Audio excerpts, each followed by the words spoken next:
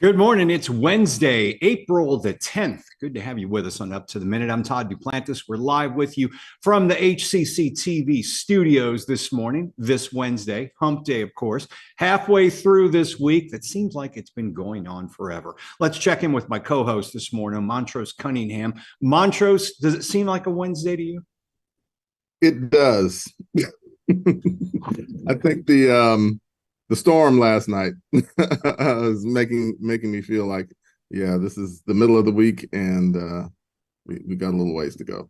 Yeah, that storm last night was insane. Woke me up around 3 o'clock in the morning. Thought I heard an explosion outside, but man, boy, crazy. And here, a lot of folks are without power this morning. So hopefully that'll be restored shortly. Yes, we were without power, and it was crazy. And then now the sun is out, and it's like nothing ever happened. Yeah, beautiful day. Welcome to Houston in the spring, right? Or Exactly. any time of year, really. Hey, we want to thank everyone watching us this morning on Facebook Live and YouTube. We are here Mondays through Fridays, just about every weekday when HCC is in session, live at 10 a.m. And of course, Montrose, they can always watch us in social media and catch out the show, the rebroadcast on our cable channel. That's right. We're live on the Houston Community College District Facebook page, and not the HCC page, and YouTube. We're also on X, the platform formerly known as Twitter. I just love saying that. LinkedIn, and on HCC TV at noon, 5, and 10 p.m. Monday through Friday. All right, Montrose, stick around because you're going to be talking with this next guest. We're welcoming our newest communication. Well, actually, it's Small Business Wednesday, and we're congratulating our entrepreneurial students selected to present at the NASA Space Tank Competition. Marco O'Malley, HCC student and CFO of the FireGuard Drones project for the NASA MITTIC Challenge. Marco, welcome to the show. Hi, thank you for having me. Yeah, so we're looking forward to hearing about this challenge and the NASA space tank, all that and more. We're going to be talking with you in about 10 minutes. All right, sounds good. Okay, now let's kick things off with our newest communications director joining us out from the HCC Central College at the Central Campus. He has some big shoes to fill. Deborah McGoy exited the position earlier last year, and we're welcoming on board Donald Sparks as the new HCC Central Communications Director. Welcome to the show, Donald. Good morning, Todd. Good morning, Montrose. Good morning, everyone. Yeah, it's good to have you here with us on the show. Now, I know you have 30 years experience, more than 30, with the U.S. Army, but you are originally from the Houston area. You've been gone for a while. You're back. Tell us about your roots here. Oh, wow. So I basically a transplant to Houston. I came here when I was very young. I was born in New Orleans, and my mom came here. And I grew up in Houston, originally in 3rd Ward. I went to McGregor Elementary right there off of Branch Street, right down the street from HCC Central Campus. Yeah. From kindergarten through 5th grade. Moved to Sunnyside for my 6th grade year. My childhood home is still there, right there in Sugar Valley off of Airport.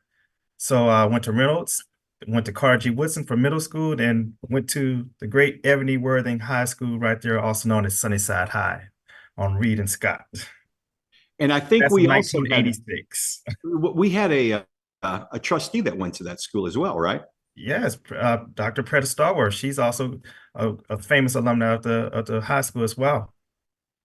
Now, how did you started in Houston, you went off to college, then into the Army. Tell us about that transition. Oh, wow. So first of all, college was not an option for me. My mom told me when I graduated high school, I was going to go to college. But, I made that mistake that I think that a lot of our people do. They try to go to school to please their parents for a degree that they really don't want to do. And so I found myself in Dallas majoring in electrical engineering, and I hate math. So, it's a reason why I became a journalist, because writing was always the easy A. And after a year, I decided to, drop out of college. And I said, I'm going to join the Army for 4 years and just figure it out. I knew I wasn't going to be able to stay at my mom's house and not do nothing. So I figured going away to the Army for 4 years, decide what I want to do, then possibly come back home and maybe come back to HCC or go to, one of the local universities here. But during those first 4 years, I had the luxury to be assigned to Germany back then when it was a East and a West Germany. I was there when the wall came down, which was a great, historical moment in our lifetimes. And from there, I was able to have a mentor that saw something in me that I didn't see in myself because I was writing. I had a guest column in the Stars and Stripes newspaper. And he said, Sparks, instead of getting out, maybe you should consider becoming a journalist and cultivate that talent of yours. Nobody ever talked to me like that before. So I know journalism existed in the Army, but not trying to do a plug for the Army, but there's over 200 jobs you can do Yeah. in the military. I know, because we have a mutual friend that was an Army journalist as well, Pete Mays, who now works for the city of Houston, also grew up in Houston and moved away for a while as well. Similar stories. You mentioned the wall coming down. What I'm interested in, I want to hear some of your stories, but how did you, when you become a journalist, a lot of us studied that, but you kind of just fell into that field and had the natural instincts. Tell us about getting started as a journalist with the Army. Well, first of all, when you go back then, it's changed now because of all the technology advances that we've had and disseminating information. But back then you had print journalists and you had broadcast journalists. I was a print journalist. So you basically crammed 2 years of college journalism into 10 weeks. And before there's such thing as a digital camera, you actually had to go out with a camera and a roll of film that had 12, 24, 36 exposures. And that's all you got. Yeah. When you had to go shoot, you had to know the science of photography, but you also had, before you even knew the art of photography. From a writing standpoint, most people, when you go to school, you take English comp, get that grade, and you do a brain dump. And that's what I did. I did a brain dump from high school. I did a brain dump from college. And when I went to journalism school, I had to learn how to write newspaper style. I had to learn how to write inverted pyramid.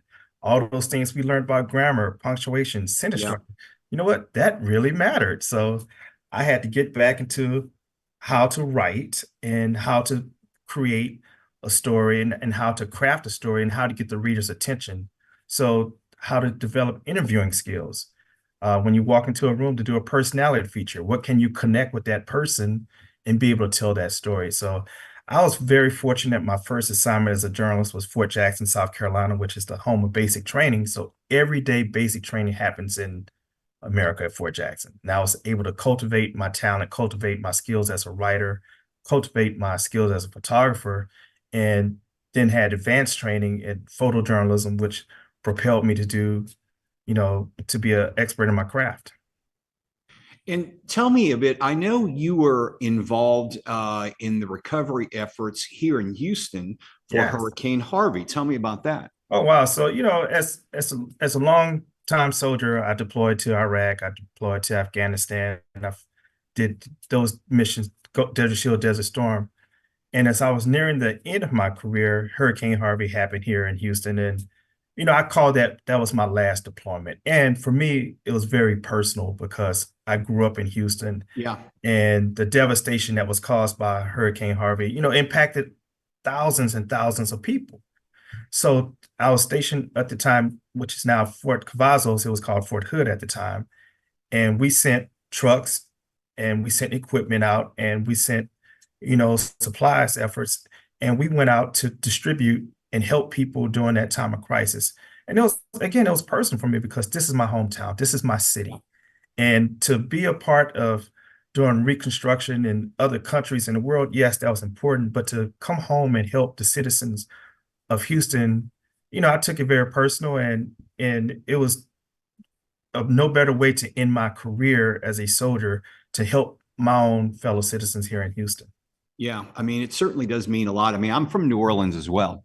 Moved here to Houston in the 70s. And when I was a journalist towards the end of my career, I had a chance to go back and cover Katrina right as it was happening and right after it happened. So it means a lot to you when you grow up in the community and you get to go back late in your career and do that. So I can certainly relate to that. I know you received a number of awards. Maybe you can tell us a bit about those, but you have a very special anniversary coming up. I want to get to that first. Okay, so April 17, 2005, I was wounded in Iraq. So it was by ID, improvised explosive device, which hit my vehicle and killed one of the soldiers in my vehicle and wounded everyone else in that vehicle. So when you survive that type of situation on the battlefield, those of us who do survive, we Yeah. call it our Alive Day. So April 17th will mark my 19th Alive Day. And by no means do we, as people who survive, we look at it as, we made it, but we also think about those who didn't survive. And you try to live your life to honor those who have fallen and gave the greatest sacrifice to our nation. It's incredible. And you received, was it a Purple Heart after that as well? Right. Purple Heart. I would tell you no soldier goes into combat and they want a Purple Heart, but, and it's given, posthumously to soldiers who get killed in combat, or if, you're alive and you get wounded in combat. So it's, it's no medal that nobody wants, but you earn it and you're still proud of your service. Donald Sparks, he is our new communications director out there at HCC Central College. I'm sure you'll be seeing him more on HCCTV as we have voluntold him into working with us on some shows, and he's graciously accepted. So Donald, we're glad to have you on board. We're fortunate. We consider ourselves lucky to have someone like you on board, and we look forward to working with you and seeing you in the future. Thank you. Thank you. I'm just going to want to come back home and make an impact into the community for all of our students in our institution here. Thank you. All right. Well, I know you got a lot of work going on out there at the Central College. So we'll talk to you soon. Take care. Take care, Todd. Take care, everybody. All right. Thanks, Donald. Okay, Montrose, we're going to turn things over to you, talking to one of our student success stories. Yeah. And I just have to say real quick, I didn't know you were from New Orleans. Learned something new again. Yeah. And are you from New Orleans too? No. Okay. Okay. And those stories of back in the day of journalism, I remember my first job, I was in radio journalism, was ripping off the AP wire. Oh, yeah. Rip and read, as we used to call it. Don't have to do that anymore. Yeah. Anyway, moving on to Marco O'Malley, HCC student and CFO of the FireGuard Drones project for the NASA Space Tank Challenge. Welcome to the show, Marco. Hi, thank you for having me. Before we get into your journey, tell us about the challenge itself. We're all familiar with NASA. What does MITTIC stand for? Yes, so it's the NASA MITTIC challenge, and I believe it's the basically it's a challenge. It's also called Space to Pitch, where minorities can be represented, and it's similar to Shark Tank, so you can pitch great business ideas. And okay, yeah. I was going to ask you when I saw Space Tank, I was like, is that a play on Shark Tank? Yeah, exactly. Okay. Well, tell us about your journey leading up to being selected as a finalist, such as, what inspired you to pursue this opportunity? Yeah, so I've always kind of looked up to a lot of entrepreneurs, and I've been an aspiring entrepreneur myself. And this is actually my, I think, third pitch competition I've done. And I met with one of my, I guess our team lead, his name is Jonah, and he was just very passionate about this idea about fires. Recently, we just had a big fire here in Texas. It's called the Smokehouse Creek wildfire, and it was a record-breaking wildfire. So 1.3 million acres damaged, and yeah, we really wanted to help this problem. So okay, and you said this is your third challenge. Yes, third. What were some of your previous ones? Yes, so I previously did a pharmaceutical cooler. It was actually for the same pitch competition, so this is my second attempt. I'm trying to get, hopefully we'll get that first place this time. But yeah, it was a pharmaceutical cooler. I also did it for biologics. It's kind of a very technical thing. And then my other one was an energy company. It was called SparkSync. That was my first ever one when I first came here at HCC. So. Oh, wow. Okay. All right. And to give credit where credit is due, you have a faculty mentor, correct? Absolutely. Yeah. So Mr. Bordeaux has been very helpful. He's been our mentor, knows a lot about drones and fire safety, and was honestly just the best person for the job. So. Okay. So could you share some of the insights into the spinoff concept your team will be presenting at the challenge? So like, what problem does it aim to solve, and how do you envision its impact? Yes. So essentially, right now the main issue is it's very dangerous. Who would have guessed wildfires? But basically, pilots would they fly very low to drop like water on these wildfires. There's these massive wildfires, and it's very dangerous. There's a lot of smoke. It's hard to see, and also the workforce right now is experiencing record lows. So there's not as many young people going in to be a firefighter. Not sure why, but we thought this was like the perfect place basically for automation. And also like with drone technology and AI and all that improving, yeah, we think it's the right time. And we're trying to do basically a drone the size of a helicopter, which most people you wouldn't think of. Because when we say drone, most people are like, oh, the small little drones with the cameras. And yeah, it's basically more of like an aircraft, like this big helicopter. And yeah, it just dumps water and it saves lives as well, putting these pilots out of harm's way. So Okay. Yeah. When you said a drone the size of a helicopter, I that is not what I was envisioning when we were talking about yes. drones. So when you're using these drones and you're close to fire, I mean, are they? And of course, this isn't the typical drone, like you said, but is there any kind of special material that they're made of to keep them from burning up, or are they that close? How close are they? Yeah, so they're about 500 feet above the ground. There's multiple kind of zones for different aircraft, and we're in the lower one for Mhm. drones. Yeah, we have been trying to experiment with some different materials. We haven't settled on one yet, so it's still kind of in the testing phase. But that is like a factor for sure. There's like heavy winds and obviously very hot as well. So. Right. Okay. So as a student participant, what have been some of the challenges that you faced, and how did you kind of overcome those? Yeah, I think going in, I thought a lot of the challenges would be kind of technical, which there were a lot of technical challenges, just like building a big drone. But actually, a lot of it I found was more people-based, more like just like getting a team together, making sure everyone's on the right page, everyone's Mhm. got school as well, tests, and just to keep everything moving. That's been a good challenge to have, I guess. So. Yeah, I'm sure with students, and how many people are on your team? Five people. So it's Okay. me, Jonah Phillips, as well as Dan. He's one of our engineers. Beatrice, or future engineers. Beatrice, and then Princess. Okay. So that's our whole team, as well as our mentor, Mr. Bordeaux. Right. So I'm sure those between all of those people, there's a lot to coordinate and logistically getting a Yeah. team. Okay. So you've done this before. It's not your first rodeo, but what do you look forward to when you present at NASA Johnson Space Center? How does this experience help you? Well, yeah, I'm definitely looking forward to, it's NASA.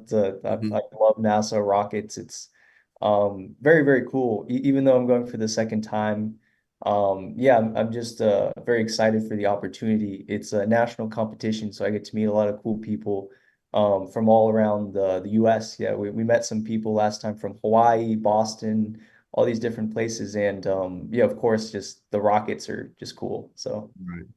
Okay. And in the last, we got about a minute left. What would you say to students who want to participate in something like this in future competitions? I say just go for it. I think it sounds kind of like cheesy, but it's true. The first step is the hardest. I think just starting. Most students, you think they like really like have it figured out, but they're all just trying to like yeah, work through it like as well. And my first one honestly was pretty bad. This is my third competition, and I'm feeling a little more confident about it. And yeah, so. Great. Well, we're keeping our fingers crossed for you. Keep us posted.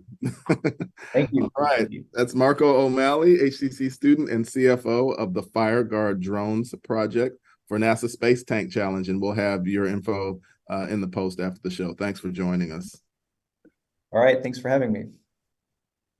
All right. Thank you both. And of course, we got a few announcements we got to get through before we wrap up today's show. One of them happening today out. In fact, it's going on right now out at the Northline campus, Fortnite tournament. That's right. At the Northline campus. Attention HCC gamers, students can participate in an esports tournament with the winner crowned the Fortnite International Intramural Champion, rather. It's 10 a.m. to 4 today out at the Northline campus, 8001 Fulton in the Kinesiology Lab, E103. We'll have some information in our post after the show. And we've got a student music recital, and it looks like it's happening out in your area, Montrose. That's right, at the Northwest Performing Arts Center, Theater 1. So our music majors will perform the repertoire they've studied and prepared to showcase their development and skills. So again, that's at the Spring Branch campus, 7:30 p.m. Wednesday, April 17th, and it's free. No registration is necessary. Everyone's welcome. So just check out our post after the show for more information. Okay. Confidentiality is a must in this next one. Whether you want to do it confidentially, find out about HIV or STDs. HCC is here to help you find out your status. There is a free screening happening from 10 a.m. to 2 p.m. Wednesday, April the 17th. Week from today. It's going to be at the HCC Central Harmon building. So out there at the Central College. Check our post after the show for more information there. And then Talent Engagement is continuing their road shows throughout the spring. That's right. And they'll have, I think this is the fourth one, and they'll have some valuable information and networking sessions. Next week is 457 Tech Saver and the ABCs of Compensation, with attendees receiving treats and giveaways. And that's at the Northline campus Thursday, April 18th from 10 a.m. to 2 p.m. Okay, if you're getting ready to graduate, there are some steps you need to follow. If you're graduating in May, make sure you register.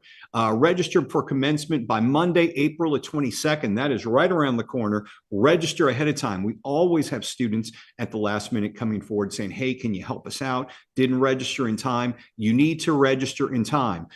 So we'll have an information with a link in our post after the show. Register, but once again, the commencement is happening in May. The registration needs to be done by Monday, April the 22nd. And fall priority registration is underway, Montrose, and you can also register for summer classes across the district as well. That's right. So it started, in regular registration for all fall classes begins April 15th. And like all of HCC's courses that are offered, they're offered online anytime with no established class meeting times unless listed online on a schedule. So the meeting time is set and the course meets online. Hybrid, so lecture class meets partially face-to-face and partially virtually. In person, old school face-to-face courses with traditional meeting patterns in various campus locations, and then the hybrid lab, which is laboratory and studio courses. So to learn more about HCC programs, start dates, and options to cover costs, go to hccs.edu/apply. Okay, tomorrow, HCC's Honor Society returns to talk about winning multiple awards at its final academic conference of the year. And for Thursday Family Fun Day, we'll host the folks from the LPGA Chevron Championship, which is happening up in the Woodlands. If you like golf, tune in tomorrow. All that and more. Hey, Montrose, thanks for being here today. All right, thanks for having me. Enjoyed it. Yep, and everybody have a great rest of your Wednesday. Sade is here tomorrow, and she'll be live at 10 a.m. with Up to the Minute.